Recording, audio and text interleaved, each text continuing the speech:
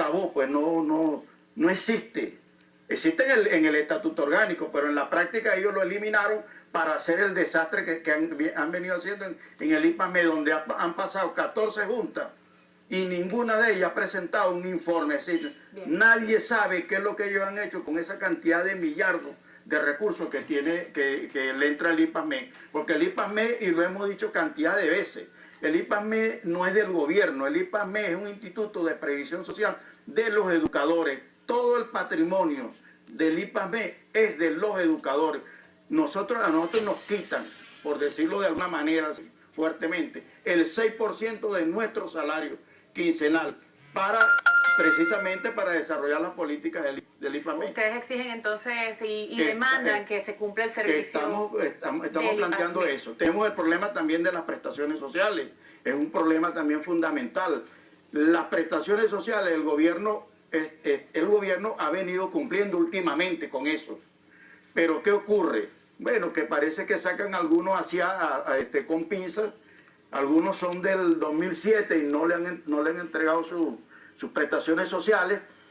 Otros son 2008, 2009, 2012, ¿verdad? Y hay unos de 2015 y del 2014 que les entregaron ya sus prestaciones sociales. Bien. Igualmente el gobierno nos debe a todos los educadores que les ha pagado sus prestaciones sociales, le debe lo que llaman los intereses de mora, le debe el fideicomiso, ¿entiende? Y eso son de los puntos fundamentales que estamos tratando que el gobierno cumpla. Igualmente el gobierno está en mora con el magisterio, y cuando hablan de calidad de la educación, lo que hacen es meterle embuste al pueblo venezolano. Por ahí empezaron a recoger información de hace tiempo, ¿entiende?, por los centros educativos y las organizaciones sindicales, que es un compromiso contractual, ¿verdad?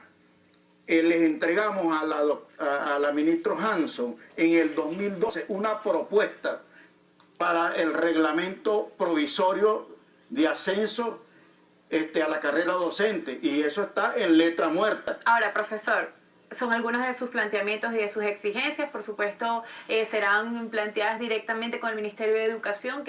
Me hablaba de que no ha habido respuesta desde el paro activo, pero el ministro se refirió a que no se identificaba un paro activo. ¿Cuál fue entonces la estrategia que ustedes manejaron y van a manejar de ahora en adelante para entonces poder plantear sus demandas?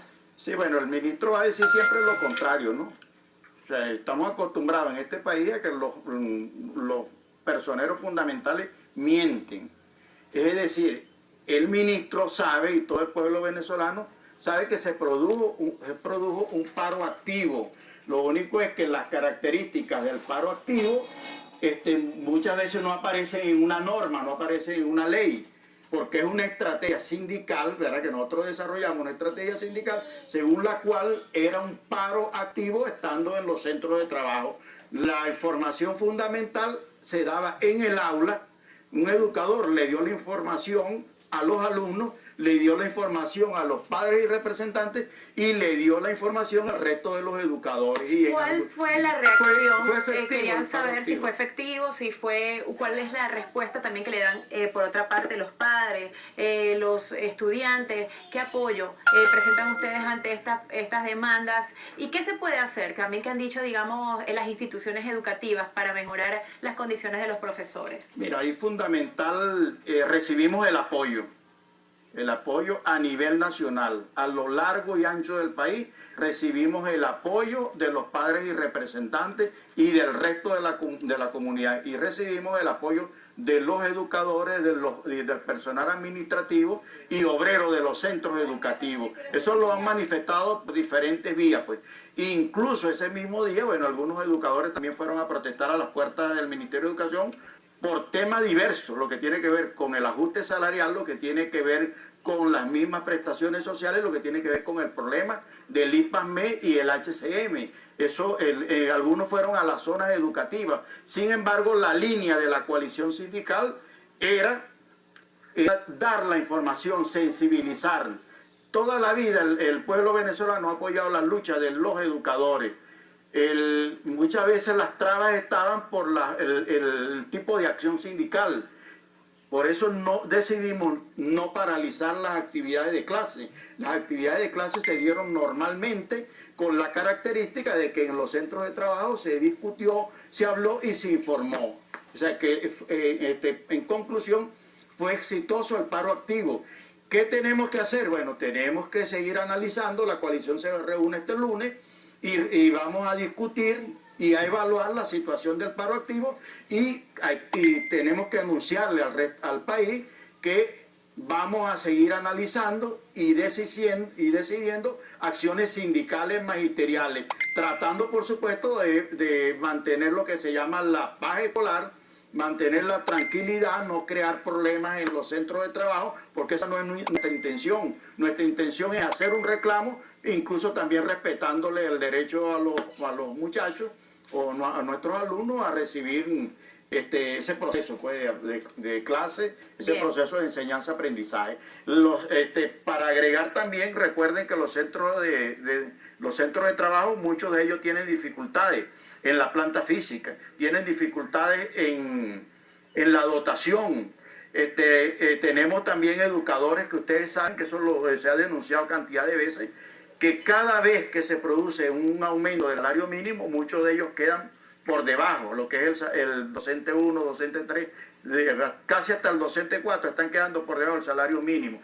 Y una cuestión que es bueno denunciarla, que todos los días lo vemos en los medios de comunicación de masa del país, es que hay un problema que el gobierno tiene que prestarle atención, que es el abandono, ¿verdad? El abandono que existe de la carrera docente en los pedagógicos y en las escuelas de educación de las universidades nacionales autónomas, en los colegios e institutos universitarios donde se imparte educación.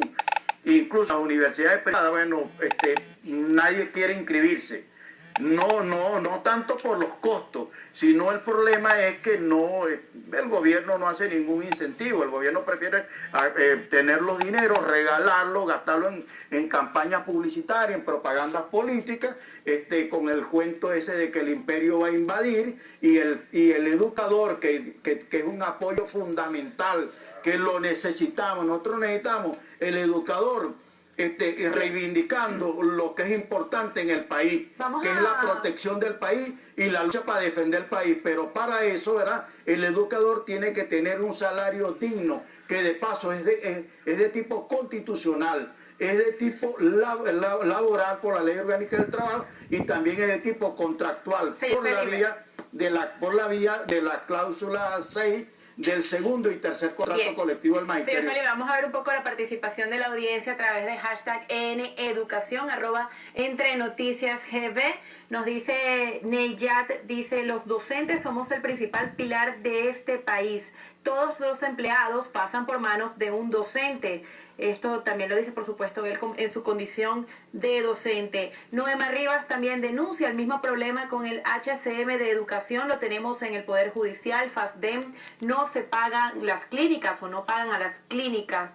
Algunas de las opiniones de la audiencia, por supuesto los invitamos a que sigan participando. Ahora hablamos un poco, ya tocamos el tema del salario, esperamos que puedan tener entonces esta reacción del Ministerio de Educación, pero hablamos de la calidad de educación. ¿Qué ha pasado en los últimos años en nuestro país? Se hizo una consulta educativa a nivel nacional por parte del Ministerio de Educación. ¿Qué conocimiento tienen ustedes de los resultados de esta consulta? El ministro también se ha pronunciado al respecto.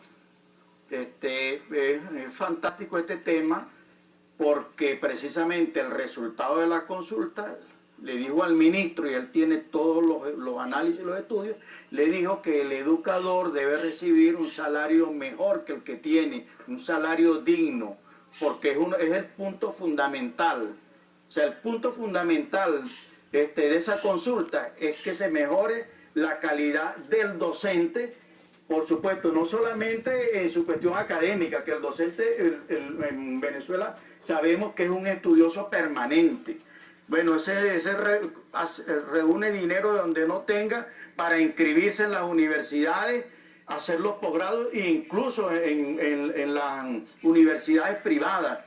Las organizaciones sindicales desde hace mucho tiempo hemos colaborado con eso. Tenemos convenio incluso con la Universidad Santa María y otras universidades. FETRACINE lo tiene, la FBM lo tiene. Creemos que eso es fundamental. Pero ¿qué ocurre con los otros puntos de la consulta?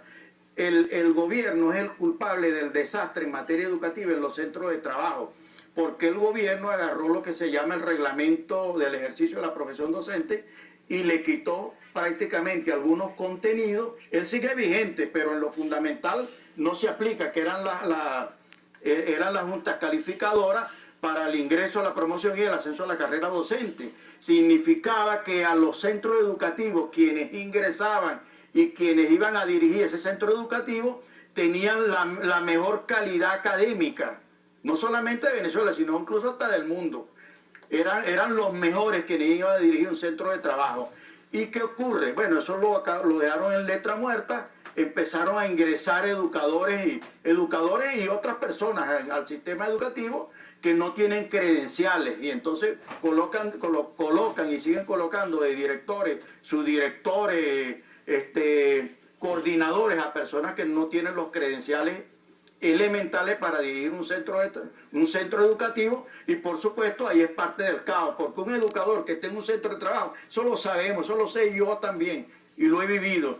Un educador, si nosotros estamos graduados educadores, tenemos otra carrera, tenemos posgrado, ¿ustedes creen que en un centro de trabajo le van a hacer caso a un director que lo escogieron a dedo, que no tiene credenciales ni nada? No, el ministro tiene que saber eso. Yo que tengo otras carreras, que soy abogado, soy especialista en laboral, especialista en penal y con doctorado en penal, toda la vida desde que me gradué en el pedagógico nunca acepté a un director, ni un subdirector, ni a un jefe de departamento que no tuviera las condiciones académicas para dirigirme a mí. Y eso el ministro de Educación lo sabe. En todos los centros educativos, el director nombrado a dedo está pintado de la pared. Gracias, señor Falimi Hernández. Muchas gracias, se nos fue el tiempo, le agradecemos su tiempo. Gracias a usted. Y bueno, son por supuesto sus palabras. Falimi Hernández, presidente de la Federación de Trabajadores Sindicalizados de la Educación, FETRASINED. Nos corresponde hacer una pausa. Muchísimas gracias por su participación.